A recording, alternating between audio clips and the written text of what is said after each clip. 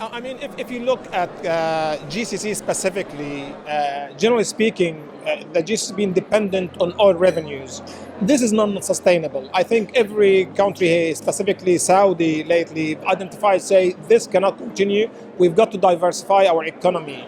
So a summit like this, Global Aerospace Summit, is key enabler and key contributor to diversification of economies, because I think the aerospace and defense industry is going to grow, absolutely going to grow. There's no doubt about that.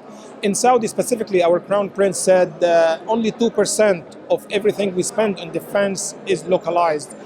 That's not going to continue. The target for 2030 is 50%. There's lots of initiatives taking place in the kingdom to enable that.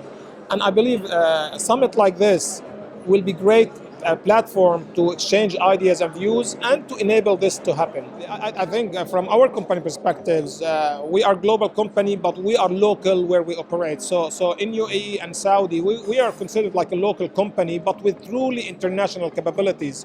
And I see the defense industry as being absolutely core industry in diversifying the economy away from oil and really enabling R&D and technology like no other. So I think there will be lots of investments in the aerospace and defense and security industry, and it will help small and medium enterprises. I think it will help a lot in universities, building curriculums that support that industries and R&D. So I'm extremely optimistic about the future of that industry.